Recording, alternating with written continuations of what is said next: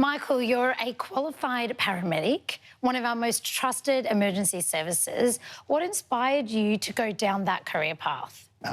My father was ill 25, 30 years ago, and he needed an ambulance.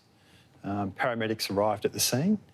Amazingly impressed with how they made us feel safe. They had a plan, they looked after my father. And then from that moment on, I sort of thought that was probably something that I'd like to do. I was kind of hooked from there on in.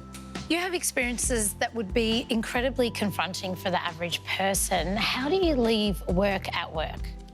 I think there's a number of things that I've learned to do over the years. I'm probably at a point where it's the small things. Yeah. So as soon as I get home, I take my uniform off and actually put that away. Having a wide variety of interests outside of work also helps. I exercise 7 days a week. Turning the laptop off, turning the phone off, and really making sure that there's time to spend with kids, family. I think all of us could learn from that. Right now, we're in asthma season. What's your advice to asthmatics about having an action plan? So there's a couple of steps. First of all, know your signs and symptoms. Make sure that you've got a current plan. So visit your GP, review the plan.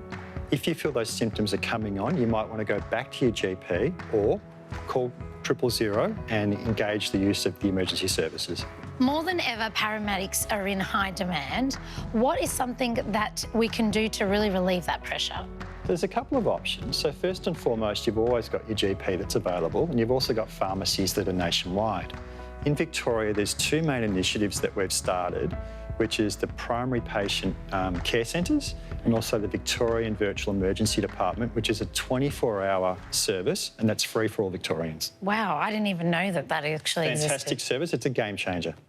Coming to life outside of work, I heard that your amazing teenage daughter, Maisie, actually introduced you to the world of beauty. Tell me more about this.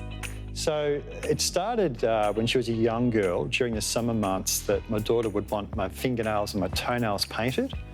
Then she'd want facials and whatnot done. So we'd go overseas and she'd want a wingman, someone to go with her to get her face and have mani-pedis done. And I was that guy. Oh. And then here we are today. So before your daughter introduced you to these amazing beauty treatments, were you a guy that took your skincare quite serious? Did you have a regime at all?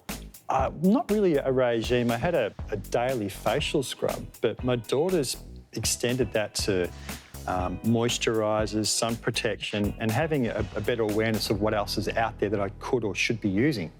Michael, I know you use a scrub. However, what other skin steps do you have or do you use? I use a facial oil and also use a sun protectant. Amazing. We'll keep that up.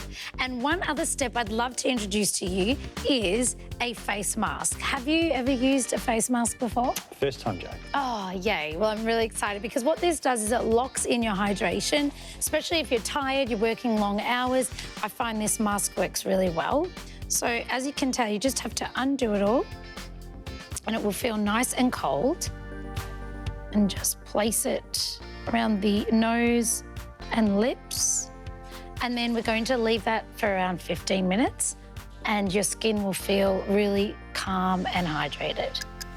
So now it's time to take the mask off and you've got a lot of serum in here and simply press into the skin.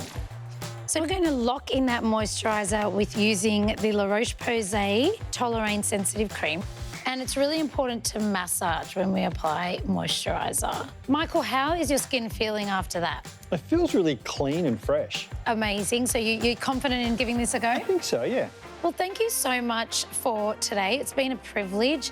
And all that you and all the other paramedics do for our country, we are honestly so thankful. And I can't think of anyone else more deserving of a little self-care. Thanks, Jade. Much appreciated.